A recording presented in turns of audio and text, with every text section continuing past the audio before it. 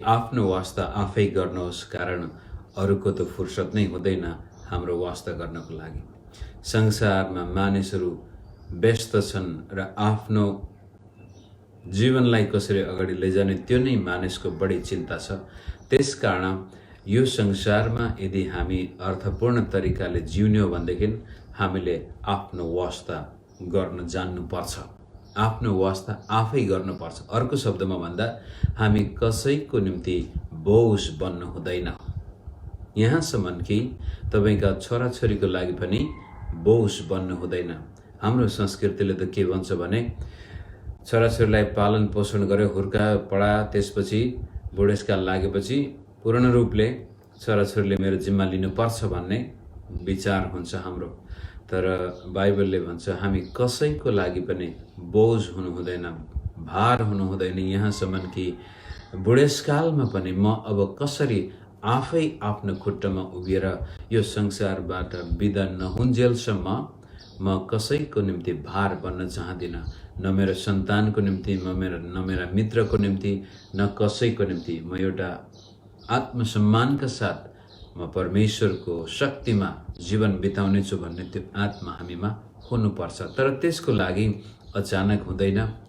हामीले सानातिना कुरामा ध्यान दिएनौँ भनेदेखि पछि गएर हामी धेरै मानिसको निम्ति बोझ पनि बन्न सक्छौँ। त्यो त बुढेसकालको कुरो भयो। तर अहिले नै, हिजो आज नै यदि तपाईँ र मेरो जीवनमा खुसी छैन भनेदेखि त्यो खुसी किन छैन र अरूले आएर अब हामीलाई खुसी दिन सक्ने छैनन्। त्यस्तै किसिमले यदि तपाईँ र म आर्थिकी विपन्नता, आर्थिकी समस्याको चपेटमा परेका छौँ भनेदेखि जब हामी गरिबीको रेखामुनि पर्दछौँ, गरिबीले हामीलाई थिच्दछ, त्यसपछि आएर अरूले दिएको राहत र सहायताले बिरडै हामीलाई गरिबीबाट निष्कासन गर्दछ। त्यस्तै किसिमले यदि हाम्रो शरीर रोग व्याधको शिकार भइसकेको छ भनेदेखि त्यसपछि अरू कसैले पनि हामीलाई मद्दत गर्न सक्दैनन्। त्यस हिसाबले मित्र, आज बिहान हामी विचार गरौँ कि परमेश्वरले हामीलाई दुईवटा आज्ञा दिनुभएको छ। महान आज्ञामा एउटा आज्ञा परमेश्वरलाई प्रेम गर्नु, दोस्रो आज्ञा आफैलाई जस्तै छिमेकीलाई प्रेम गर्नु। त त्यो दोस्रो आज्ञाको पनि दुईवटा पक्षहरू छन्। एउटा पक्ष छिमेकीलाई प्रेम गर्नु। कस्तो प्रेम गर्नु त? आफैलाई जस्तै। हुन त बेला बखत तपाईँले सुन्नु भएको छ होला, आफैलाई प्रेम नगर्ने मान्छेले अरूलाई प्रेम गर्न सक्दैन। तर सुन्ने मात्रै नभएर त्यो त धेरैको अनुभव पनि हो। र आफैलाई घोरिएर हेर्दाखेरि म वास्तवमा किन अरूलाई प्रेम गर्न सक्दिनँ भन्ने प्रश्न तपाईँ र मेरो जब मगजमा आउँदाखेरि हामीलाई जवाब पनि थाहा हुनुपर्छ कि म आफैलाई प्रेम गर्न सक्दिनँ।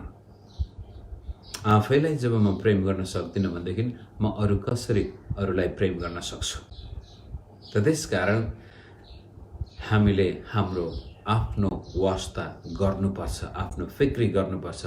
र मेरो सेवकाईको अधिकांश समय सायद तपाईँले अहिलेसम्म सुनिसक्नु होला, बुझिसक्नु भएको होला। मेरा वचन प्रचार गर्ने शैलीहरू, मेरो वचन प्रचार गर्ने विषयवस्तुहरू सबै प्राय जसो तपाईँ र मेरो व्यक्तिगत जीवन निर्माणमा बढी ध्यान दिन्छन्। किनभनेदेखि म आफै पनि त्यस्तो पृष्ठभूमिबाट आएँ जुन पृष्ठभूमिमा म बिग्रिसकेको थिएँ। मेरो सबै कुराहरू खतम भइसकेको थियो र कसैले मलाई बनाइदिने जिम्मा पनि लिएको थाहा छैन। सानै बचपनदेखि नै एउटा सर्भाइभल स्पिरिट भन्छ अङ्ग्रेजीमा, के भन्छ, कसरी हुन्छ म बाँच्नुपर्छ, मेरो वास्ता अरूले गरिदिन्छ होला भन्ने परिवेशमा म हुर्कन पाएन। मलाई कसैले सुरक्षा देला भन्ने परिवेशमा म हुर्कन पाएन। मेरो आवश्यकताहरू कसैले पुरा गरिदेला भन्ने स्थिति आएन कि मैले आफैलाई कसरी बचाउनु पर्छ, म कसरी यो परिस्थितिबाट पार भएर जान सक्छु। त्यस्तो पृष्ठभूमिबाट हुर्केको बालक भएको कारण मलाई थाहा छ यदि मैले आफ्नो वास्ता गरेन भनेदेखि मेरो वास्ता गर्ने अरू कोही पनि छैन संसारमा। त्यस किसिमले मित्र, म जब विश्वासहरू कमजोर स्थितिमा देख्छु जब उनीहरू बेखुसी भएको देख्छु, जब उनीहरूमा नैराश्यताले घेरेको देख्छु, त्यति बेलामा दया लागेर आउँछ। कारण धेरै पटक ती व्यक्तिहरूले कसैले मेरो वास्ता गरिदिएको भए हुन्थ्यो, कसैले मलाई सहायता गरिदिएको भए हुन्थ्यो भनेर पर्खिबसेको जस्तो लाग्छ। तर अरू मानिसले तपाईँको वास्ता गर्ला, अरूले सहायता गर्ला, अरूले तपाईँलाई खुसी पार्ला भनेर पर्खिबस्नुभयो भनेदेखि जीवनबाट तपाईँले त्यसपछि हार खानुभयो। त हामीले हार खानु हुँदैन, हाम्रो आफ्नो वास्ता आफै गर्नुपर्छ। तब बल्ल हामी अरूलाई पनि वास्ता गर्न सक्छौँ। जब हामी आफ्नो वास्ता गर्न सक्ने व्यक्ति बन्दछौँ, आफू अरू कसैको निम्ति भार हुँदैनौँ, कसैको निम्ति हामी बोझ भएका छैनौँ भने बल्ल त्यसपछि हामी अरूलाई मद्दत गर्न सक्छौँ र मानिस पनि आएर हामीलाई वास्ता गर्न थाल्छ। त्यसपछि याद गर्नुहोस् है, जब तपाईँ अरूको निम्ति बोझ हुनुहुन्न त्यति बेलामा तपाईँलाई मद्दत गर्ने मान्छे पनि आउन सक्छन्। तर तपाईँ चारैतिरबाट मित्रहरू तपाईँलाई भेट्न आउँदाखेरि पनि तपाईँ त्यो मित्रको निम्ति भारी नै बन्दिनुहुन्छ, आफन्तहरू भेट्न आउँदाखेरि पनि तपाईँ त्यो मित्र आफन्तको लागि भारी नै बन्दिनुहुन्छ भने उनीहरू टाढा टाढा भएर जान्छन्। त यदि मानिसहरूको वास्ता फिक्री तपाईँ अनुभव गर्न चाहनुहुन्छ भनेदेखि पहिला आफ्नो वास्ता अनि फिक्री गर्न सक्ने व्यक्ति हामी बन्नुपर्छ। त्यसको लागि 3वटा क्षेत्रमा म छोटकरीमा हेर्न चाहन्छु। पहिलो कुरो, तपाईँ र मेरो मगजको वास्ता हामीले गर्नुपर्छ, दिमागको वास्ता गर्नुपर्छ, किनभने सबै कुराहरू त्यहाँबाट नै सुरु हुन्छन्। फिलिप्पी 4 अध्यायमा वचनले यसरी भन्छ,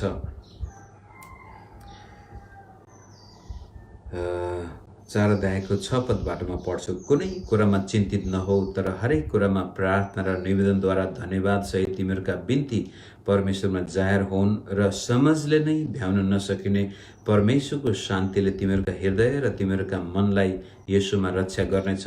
अन्त्यमा भाइ हो, जे कुरो सत्य छ, जे कुरो आदरणीय छ, जे कुरो न्यायसङ्गत छ, जे कुरो शुद्ध छ, जे कुरो प्रेम योग्य छ, जे कुरो कृपामय छ, यदि केही श्रेष्ठता प्रशंसाको योग्य केही छ भने यिनै कुराका विचार गर, यिनै कुरामा विचार गर, यिनै कुरामा मन लगाओ।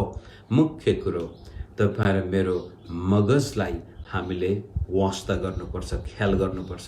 तपाईँ र मेरो सोचलाई हामीले ध्यान दिनुपर्छ। यहाँ छ यस्ता यस्ता कुरामा मन लगाओ, किनभनेदेखि खराब कुरामा लागेको मन, नकारात्मक कुरामा लागेको मनले हामीलाई कहिले पनि माथि लाँदैन। त पहिलो कुरो, वास्ता गर्नको लागि तपाईँको मगजको वास्ता गर्नुहोस्।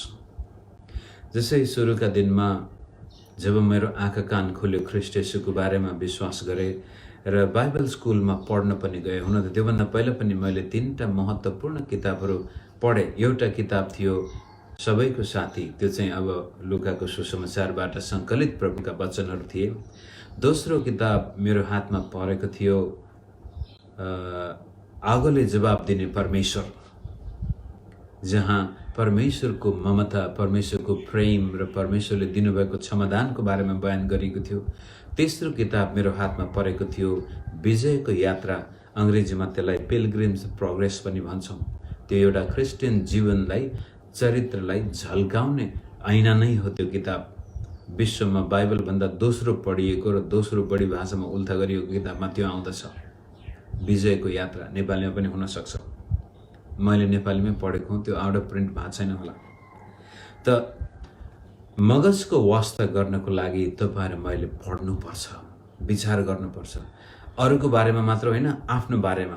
त्यसपछि म भारतमा बाइबल स्कुल पढ्न जाँदाखेरि त्यो लाइब्रेरीमा मैले पहिलो पटक मनोविज्ञान सम्बन्धी किताबहरू पत्ता लगाएँ र त्यसपछि मेरो व्यक्तित्वको बारेमा, मेरो मगजको बारेमा, मेरो मनोविज्ञानको बारेमा भएका थुप्रै, पहिलो किताब चाहिँ यो स्पिरिट कन्ट्रोल्ड टेम्परामेन्ट भन्ने किताब थियो।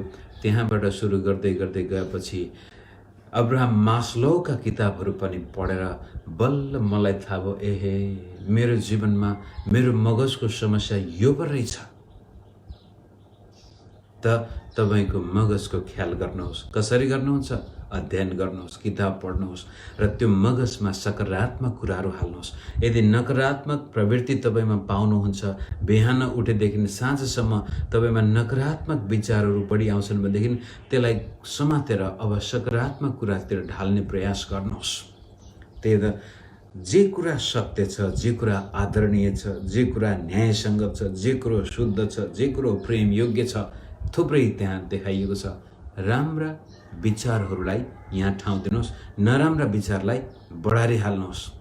कुनै मित्रसँग तपाईँ भेट्नुभयो, विश्वासीसँग भेट हुन्छ भने यदि त्यो व्यक्तिले यस्तो भयो त्यस्तो भयो, फलानु मान्छे यस्तो, फलानु मान्छे उस्तो भयो, अरूको कसैका कुरा काट्छ भने त्यो व्यक्तिलाई कि त रोक्नुहोस् कि त्यो ठाउँ छोडेर जानुहोस्।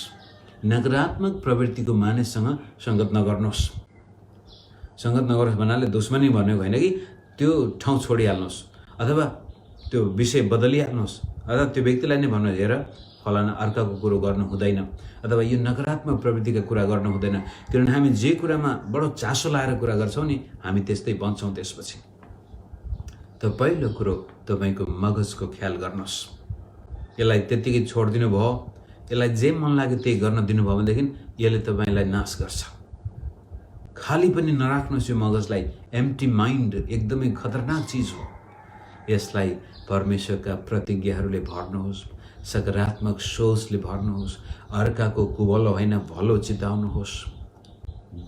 बिहान बिहान प्रार्थना गर्दाखेरि पनि आफ्नो मगजलाई भलाइतिर ढाल्ने प्रयास गर्नुहोस् अथवा सकारात्मक सोचतिर ढाल्ने प्रयास गर्नुहोस्। हिजो अस्ति तपाईँ एकदमै त्यस्तै बोली थियो, अर्काको कुरो काटिहाल्थ्यो भने अब कन्सियस हुनुहोस्, विचार गर्नुहोस्, होइन यो गलत हो। मगजको वास्ता गर्नुहोस्। पहिलो कुरो त्यो मगजलाई आदरयोग्य बनाउनुहोस्। त्यो मगजमा उज्याला कुराहरू हाल्नुहोस्। र त्यसपछि जब तपाईँको मगजमा तपाईँ विजयी हुनुहुनेछ है, दोस्रो कोरिन्थी 10 अध्यायमा 4-5 पदबाट पढ्दाखेरि भन्नुहुन्छ, खराब सोच विचारलाई हामी तुरुन्तै पक्रेर यीशुको चरणमा हामी लगिहाल्छौँ। त्यो मगजमा शैतानलाई काम गर्ने ठाउँ दिँदैनौँ भनेदेखि हाम्रो जीवनले धेरै ठुलो फड्को मार्नेछ। सकारात्मक सोच, हरेक मानिसप्रति तपाईँले भलाइको सोच गर्नुहोस् न। यहाँ एउटा विद्वानले परापूर्व कालमा यसरी भनेको छ कि यदि तपाईँमा भलाइको आत्मा सोच आयो, सबै प्राणीप्रति तपाईँले भलाइ सोच्नुभयो भनेदेखि सबै प्राणीमा पनि तपाईँप्रतिको शत्रुता नष्ट भएर जानेछ अरे। अटोमेटिकली एउटा मानसिक भाइब्रेसन नै निस्कन सक्छ। त मुख्य कुरो तपाईँले आफ्नो मगजको वास्ता आफै गर्नुहोस्। यदि तपाईँ निराश हुने व्यक्ति हो भनेदेखि म किन निराश भए त भनेर अध्ययन गर्नुहोस्। मानिससँग गएर सल्लाह माग्नुहोस्, परामर्श गर्नुहोस् कि मलाई जहिले पनि निराशा मात्र हुन्छ, के कारण होला यो निराशा लाग्ने? सायद बचपनका घाउ हुन सक्छन् अथवा सायद अहिले तपाईँ कुनै प्रकारको अनैतिक कार्यमा पापका कुराहरूमा डुबेको हुनसक्छ अथवा मनको भावना पुरा नभएको हुनसक्छ, कसैले धोका दिएको हुनसक्छ। कहीँ न कहीँ त्यहाँ त्यसको बारेमा अध्ययन गर्नुहोस्, पत्ता लगाउनुहोस्, मानिससँग सहायता माग्नुहोस्। त्यति बेलामा होइन मेरो मगजमा यस्तो छ, यो कसरी म यहाँबाट उकासिन सक्छु भनेर। दोस्रो कुरो तपाईँको शरीरको पनि वास्ता गर्नुहोस्। मैले केही दिन अगाडि पनि भनेको थिएँ, यो शरीर र मगजको सम्बन्ध एकदमै घनिष्ठ छ, नजिक छ। जब शरीरमा बिरामी हुन्छौँ हामी, यसले मगजमा असर गर्छ। हामी सही सोच्न सक्दैनौँ, त्यसपछि धेरै दुःख मेहनत गर्नुपर्छ।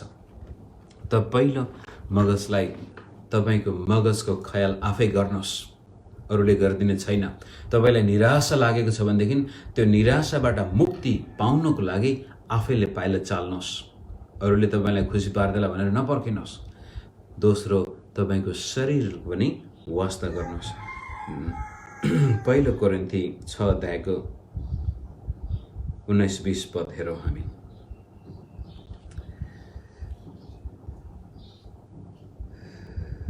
तिमीहरूको शरीर पवित्र आत्माको मन्दिर हो, जुन पवित्र आत्मा तिमीहरूले परमेश्वरबाट पाएका छौ र उहाँ तिमीहरूभित्र वास गर्नुहुन्छ भन्ने के तिमीहरूलाई थाहा छैन? तिमीहरू स्वयं आफ्नै होइनौ, तिमीहरू मोल तिरेर किनिएका हौ। यसकारण तिमीहरूका शरीरमा परमेश्वरको महिमा गर। यदि तपाईँ कसैको निम्ति बोझ बन्न चाहनुहुन्न भनेदेखि अब शरीरको पनि वास्ता गर्न समयमै वास्ता गर्नुहोस्। भोलि गएर अशक्त भइसकेपछि वास्ता गर्दा ढिलो हुनसक्छ। अहिले नै जवान उमेरमै तपाईँको शरीर स्वस्थ छ, हृष्टपुष्ट छ भनेदेखि अहिलेदेखि नै आफ्नो शरीरको वास्ता गर्नुहोस्। यसलाई राम्रोसँग रेखदेख गर्नुहोस्। यो खानेकुराहरूमा पनि ध्यान दिनुहोस् अनि दैनिक जीवनमा कसरत गर्ने बानी पनि बसाल्नुहोस्। धेरै पटक मैले आफ्नो उदाहरण पनि दिएको छु। धेरै पटक हामी जब डक्टरले भन्छ यदि तिमीले शारीरिक एक्सर्साइज गरेनौ, कसरत गरेनौ भनेदेखि तिमी छिटै मर्छौ भनेपछि बल्ल होस खुल्छ हाम्रो। तर समयमै हामीले निरन्तर आफ्नो शरीरको वास्ता गऱ्यौँ, समयमै खाना खायौँ, समयमै सुत्यौँ र त्यसपछि हरेक दिन यो शरीरमा गर्नुपर्ने कसरत गऱ्यौँ र केही गरी सानोतिनो रोग हुने बित्तिकै त्यो रोगलाई पालेर बस्नुको सट्टामा तुरन्तै डक्टरमा गएर के चाहिँ रहेछ भनेर त्यसको वास्ता गऱ्यौँ भनेदेखि बुढेसकालमा पनि हामी आफ्ना छोराछोरीको निम्ति भारी बनेर बस्नु पर्दैन। हामी आफ्नो शरीरको आफै वास्ता गर्नेछौँ र वृद्ध अवस्थामा पुग्दाखेरि पनि धेरै पटक देख्दछौँ आमा बाबु जब 50-60 वर्ष भएपछि त्यसपछि त्यहाँदेखि लिएर 80-90 वर्षसम्म उनीहरू छोराछोरीको लागि भारी अथवा आफ्नै लागि भारी, सरकारको लागि भारी भएर बसेका हुन्छन्। कारण उनीहरूको शरीरमा रोगै रोग हुन्छ। त्यो अवस्था नआउनको लागि जवान उमेरबाटै हामी शरीरको पनि वास्ता यो शरीरमा परमेश्वरको महिमा गर्नको लागि त्यसलाई त्यस्तो किसिमले सजाउनु पर्यो। दिदीबहिनीहरू जसरी यो बाहिरी सिँगार पटार गर्नुहुन्छ नि, त्यस्तै किसिमले तपाईँको शरीरको भित्र तपाईँको ब्लड प्रेसरको पनि तपाईँले ख्याल गर्नु पर्यो, कोलेस्ट्रोलको पनि ख्याल गर्नु पर्यो, तपाईँको इम्युन सिस्टमको पनि ख्याल गर्नु पर्यो र खाने कुराहरू समयमा कस्तो प्रकारको खाना, विशेष गरी यो घरको खानाको विषयमा, डायटको विषयमा त आमाको अथवा श्रीमतीको भूमिका, जसले खाना पकाउँछ। हुन त कतिपल्ट त बुवाहरूले पनि हिजो आज खाना पकाउँछन् र परिवारको लागि एउटा हिष्टपुष्ट खाना कसरी खुवाउने त्यो चिन्ता गर्नु पर्यो र त्यसको ख्याल गर्नु पर्यो र समयमै हामीले शरीरको वास्ता गऱ्यौँ भनेदेखि पछि गएर हामी कसैको भारी बन्दैनौँ, कसैको निम्ति बोझ पनि बन्दैनौँ र परमेश्वरको महिमा हाम्रो शरीरबाट हामी गर्न सक्छौँ। बुढेसकालमा सम्म 80-90 वर्षको उमेरसम्म हामी सेवा गर्दै गर्दै हाँस्दै हाँस्दै परमेश्वरको राज्यमा परिणत अथवा प्रवेश गर्न सक्छौँ। तपाईँले अहिलेदेखि नै मगजमा राख्नुहोस् कि म मेरो शरीरलाई वास्ता गर्नेछु, ख्याल गर्नेछु र जब मेरो समय आउनेछ म त्यो वर्षौँसम्म बिरामीमा थला परेर होइन, म जाने दिनमा म खाँदा खाँदै, बस्दा बस्दै, सुतेकै अवस्थामा, हिँड्दा हिँड्दै कुनै पनि बेलामा म मेरा छोराछोरी, मेरा सन्तानहरूलाई कुनै प्रकारको भारी बिना माफ गर्नुहोस् भारी नबनिकनै म जानेछु भनेर त्यो विश्वासका साथ अगाडि जानुहोस्, शरीरको वास्ता गर्नुहोस्। अन्त्यमा तपाईँको भावनाको, हृदयको पनि वास्ता गर्नुहोस्। हुन त हृदय भन्नाले साँच्चै नै मुटुको पनि वास्ता गर्नु नै पर्छ, तर मुख्य गरी तपाईँका भावनाको पनि वास्ता गर्नुहोस्। त्यसको लागि हामी हितोपदेश 17 अध्यायको 22 पद पढौँ। थुप्रै पदहरू छन् हितोपदेशमा भावना सम्बन्धित, तर म एउटा पद पढ्छु, हाम्रो समय धेरै म ख्याल लाँदिनँ। 2टा पद चाहिँ हेर्नै पर्छ होला। हितोपदेश 22 को 4 को 23 पनि हामी हेरौँला र अहिले चाहिँ 17 को 22 हेरौँ। प्रसन्न हृदय असल औषधि हो, अथवा चियरफुल हार्ट भन्छ अङ्ग्रेजीमा। खुसी हृदय, तपाईँ खुसी हुने व्यक्ति हो भनेदेखि त्यो तपाईँको शरीरको निम्ति औषधि हो। तर पेलिएको आत्माले हड्डीहरू सुकाउँछ, ड्राई बोन। पेलिएको आत्मा भन्नाले विभिन्न प्रकारको दुःख, कष्ट, आपद, विपद, निराशा, बेखुसी। तर खुसी हृदय, प्रसन्न हृदयले हाम्रो शरीरलाई पनि चङ्गा बनाइदिन्छ। अनि त्यसै कारण 4 को 23 ले यसरी भन्छ, सबै कुराभन्दा बढी आफ्नो हृदयलाई सुरक्षित राख, किनभने त्यो सारा जीवनको मूल हो। यस किसिमले मित्र, तपाईँ र मेरो जीवनमा समय आउन अगावै अथवा दुःख कष्टका समय आउन अगावै परिस्थिति प्रतिकूल हुन अगावै हामीले हाम्रो मगजको वास्ता गरौँ, हाम्रो शरीरको वास्ता गरौँ र हाम्रो भावनाको पनि वास्ता गरौँ।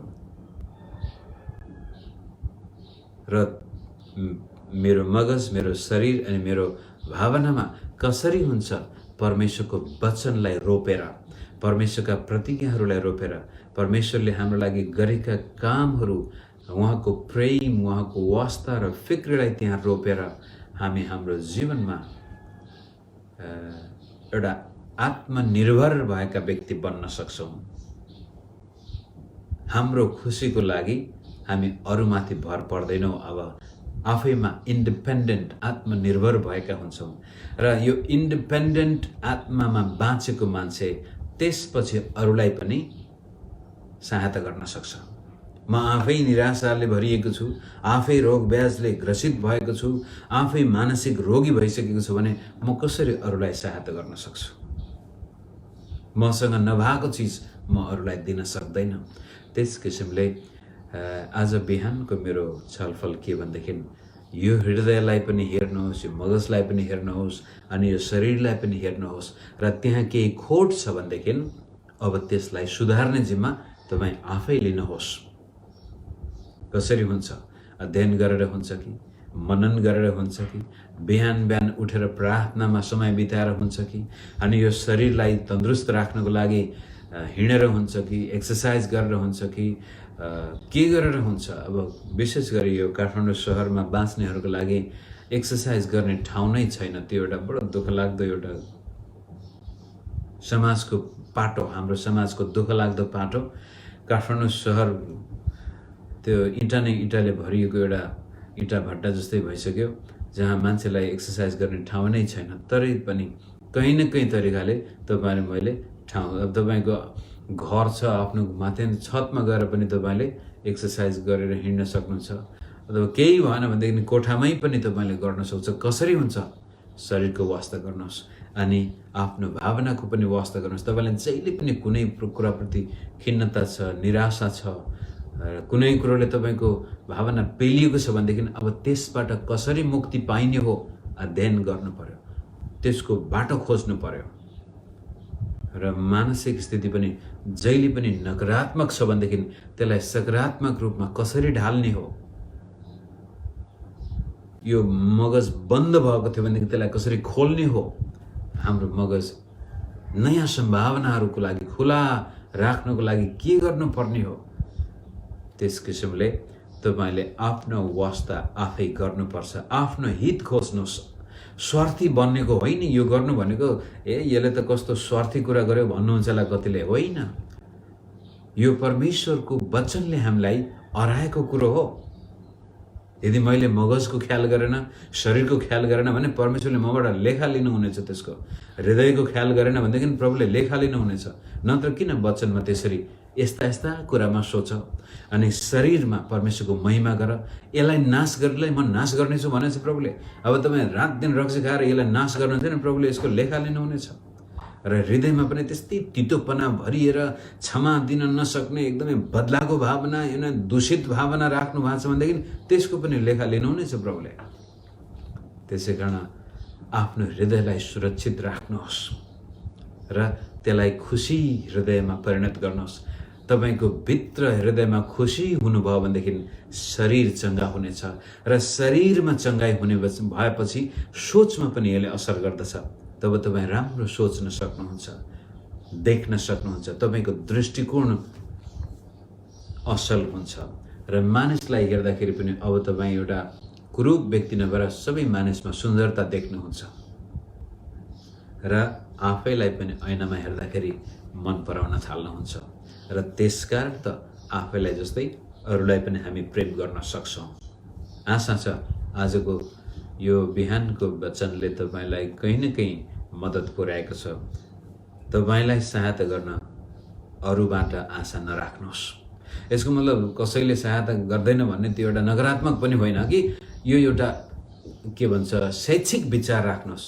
एजुकेटेड माइन्ड भन्नुको मतलब हो मानिसले त सहायता गर्लान् तर अन्तिम सहायता गर्नुपर्ने म आफैलाई हो भनेर, त्यो कसैले मलाई वास्ता गरेन भनेर एकदमै निराश भएर आफ्नो वास्ता गर्ने होइन कि बडो स्पष्ट रूपले थाहा पाएर कि हो मैले मेरो आफ्नो वास्ता गरेन भनेदेखि अरूबाट आशा राख्नु मेरो आफ्नै बेकुफीपन हो भनेर त्यसपछि तपाईँले आफ्नो जीवन निर्माण गर्नुहोस्, आफूलाई बनाउनुहोस् र यो मगजमा, यो शरीरमा, यो हृदयमा परमेश्वरको महिमा गर्नुहोस् र मानिसले पनि तपाईँको जीवनबाट आशिष पाउनेछन्।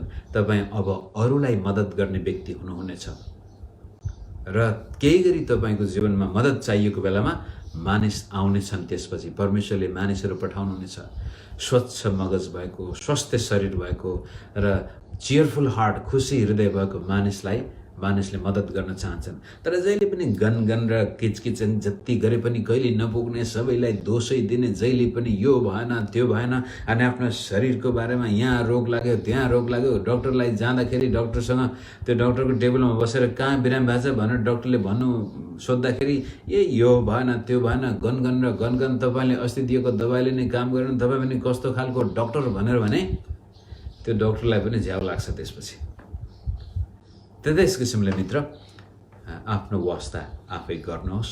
त्यो बाइबलीय कमान्ड आज्ञा नै हो, त्यो स्वार्थीपना होइन। र जब तपाईँ आफ्नो खुट्टामा उभिनुहुनेछ तब अरूलाई पनि हात दिन सक्नुहुनेछ। यति भन्दै आजको यो वचन यहाँ राख्छु। सबैलाई प्रभुले आशिष दिनुभएको होस्। जय मसीह।